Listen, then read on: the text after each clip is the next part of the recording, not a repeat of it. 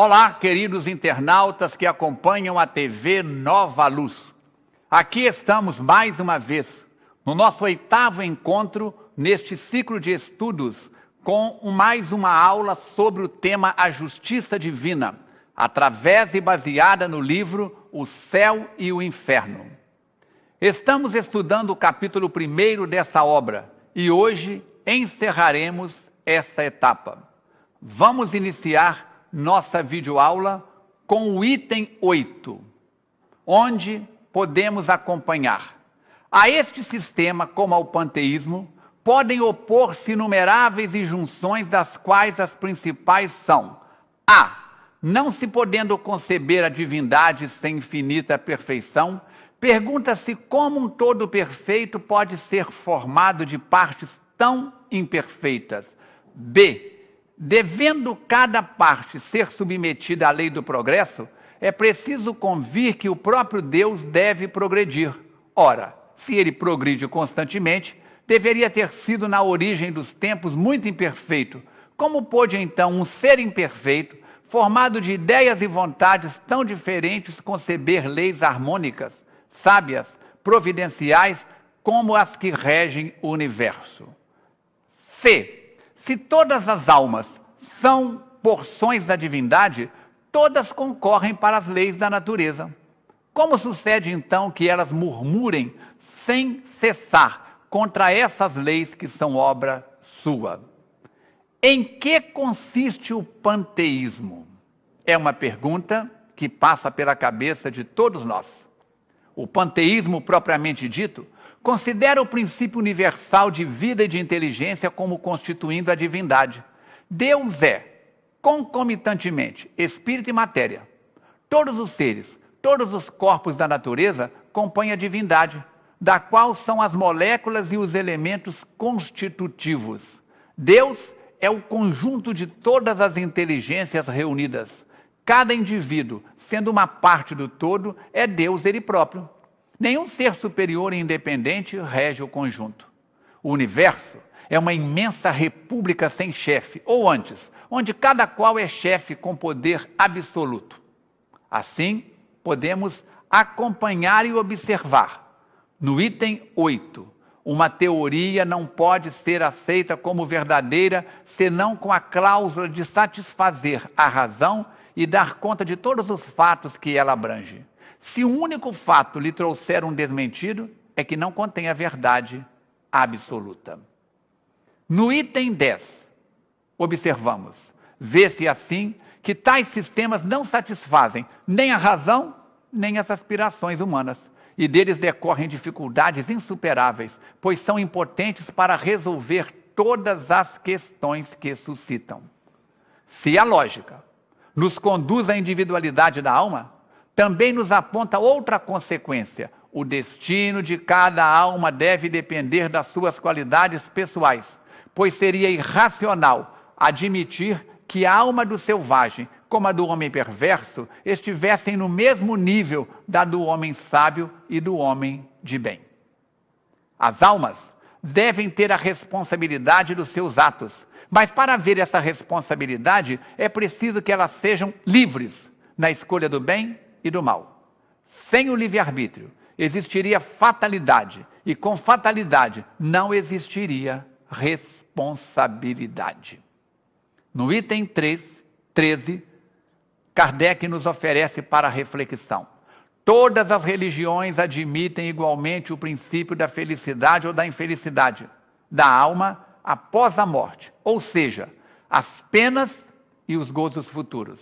No que elas diferem essencialmente é quanto à natureza dessas penas e destes gozos, principalmente sobre as condições que determinam tais consequências. Daí, os pontos de fé contraditórios que deram origem a cultos diferentes, os quais estabeleceram deveres e práticas exteriores que por muito tempo satisfizeram a razão, fato que não se dá em nossos dias, com toda a evolução que nós observamos.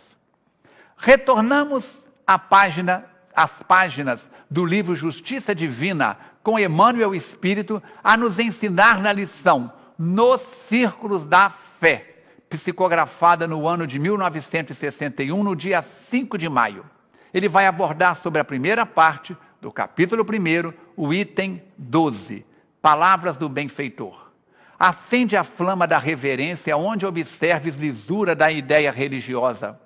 Lembremo-nos com o devido apreço aos irmãos que esposam princípios diferentes dos nossos, de que existem tantos modos de expressar confiança no Criador, quanto são os estágios evolutivos das criaturas.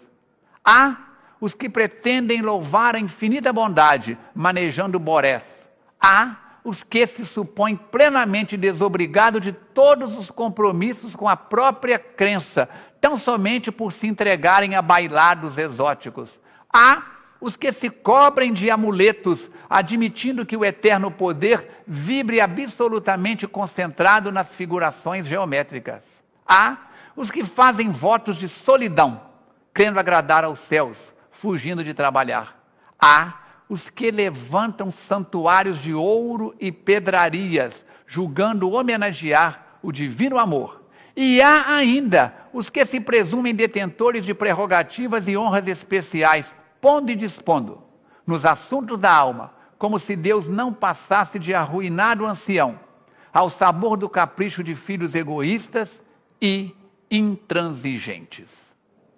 Ainda assim, toda vez que se mostrem sinceros, não lhes negues consideração e respeito. Quase sempre são corações infantis, usando símbolos como exercícios da escola ou sofrendo sugestões de terror para se acomodarem à indisciplina. Contudo, não lhes abraces as ilusões a pretexto de honorificar a fraternidade, porque a verdadeira fraternidade se movimenta a favor dos companheiros de evolução, clareando-lhes o raciocínio sem violentar-lhes o sentimento. É preciso não engrossar hoje as amarras do preconceito, para que o preconceito não se faça crueldade amanhã, perseguindo em nome da caridade ou supliciando em nome da fé. Se a doutrina espírita já te alcançou o entendimento, apoiando-te a libertação interior e ensinando-te a religião natural da responsabilidade com Deus em ti mesmo, recorda a promessa do Cristo: conhecereis a verdade e a verdade, afinal, vos fará livres. Palavras de Jesus em João, capítulo 8, versículo 32.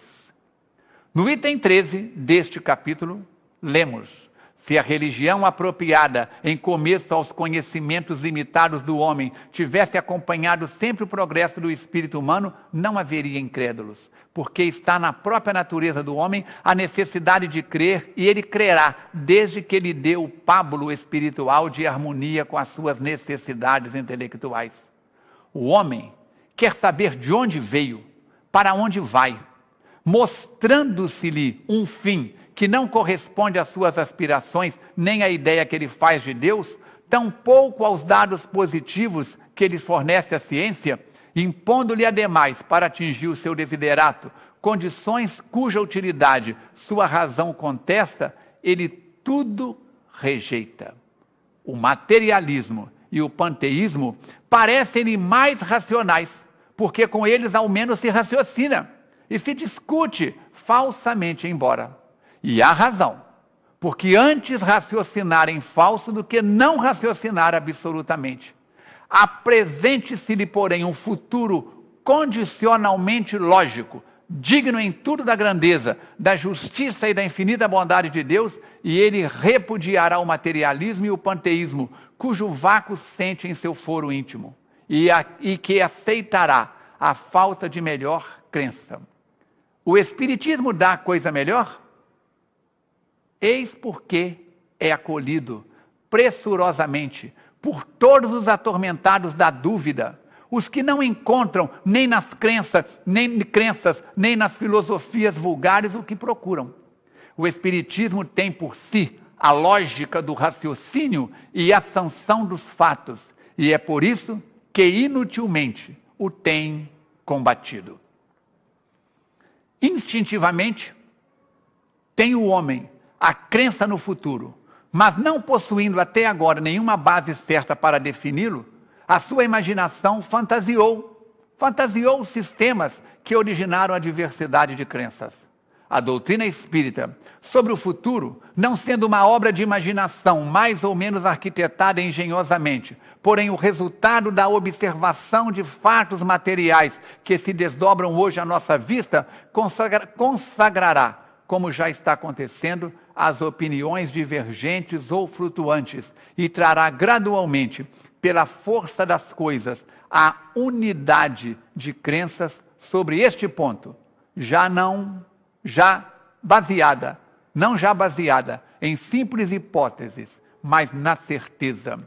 William Crookes, o membro da Academia Inglesa, diz no seu livro Fatos Espíritas: contra um fato não há argumento, porque o fato é baseado na razão e no bom senso. A unificação feita relativamente à sorte futura das almas será o primeiro ponto de contato dos diversos cultos, um passo imenso para a tolerância religiosa em primeiro lugar, e mais tarde para a completa fusão. Retornemos para as páginas do livro Justiça Divina, que é o nosso ponto de apoio, onde Emmanuel Espírito nos ensina, através da lição Espiritismo Explicando, psicografada no dia 3 de fevereiro de 1961, onde ele aborda o item 14 do capítulo 1, na sua primeira parte. Diz-nos o benfeitor: indagavas quanto ao grande porvir.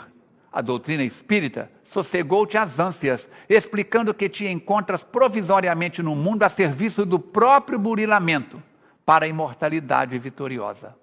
Perguntavas sobre os amargos desajustes entre corpo e alma, quando a enfermidade ou a mutilação aparece. A doutrina espírita acerenou-te aflitiva contenda íntima, explicando que a individualidade eterna utiliza temporariamente de um corpo imperfeito como alguém que se vale do instrumento determinado para determinada tarefa de corrigenda a si mesmo. Inquirias com respeito à finalidade dos problemas domésticos. A doutrina espírita harmonizou-te o pensamento, explicando que o lar é instituto de regeneração e de amor, onde retomas a convivência dos amigos e desafetos das existências passadas para a construção do futuro melhor. Interrogavas em torno dos entes amados além do túmulo. A doutrina espírita dissipou-te as dúvidas, explicando que o sepulcro não é o fim, tanto quanto o berço não é o princípio, e que toda criatura, ao desenfaixar-se dos laços físicos, prossegue na marcha do aprimoramento e ascensão do ponto em que se achava na terra. Interpelavas o campo religioso acerca da justiça divina. A doutrina espírita supriu-te a inquietação, explicando que Deus não concede privilégios e que em qualquer instância do universo a alma recebe inelutavelmente da vida o bem ou o mal que dá de si própria. Torturavas a mente, qual se devesses respirar em cárcere de mistério toda vez que cogitava das questões transcendentes da fé. A doutrina espírita acalmou-te, explicando que ninguém pode violentar os outros em matéria de crença, acentuando, porém, que toda fé, para nutrir-se de luz, deve ser raciocinada em bases de lógicas, porquanto das leis divinas, cada consciência é responsável pelos próprios destinos. É necessário valorizar a doutrina que generosamente nos valoriza, sustentar-lhe a integridade e a pureza perante Jesus, que a chancela é procurar o nosso aperfeiçoamento e trabalhar por nossa união. Assim, estamos juntos, com aulas de 15 minutos, trabalhando sobre a justiça divina, tendo por base o livro Céu e Inferno e como apoio o livro de Emmanuel, psicografado por Francisco Cândido Xavier, com o título Justiça Divina. Agradecemos a sua companhia e audiência. Ajude-nos a divulgar este programa em seus contatos, em suas redes sociais. Receba o nosso fraternal abraço e votos de muita paz, onde quer que você esteja neste momento. Deus nos abençoe e continue a nos guardar.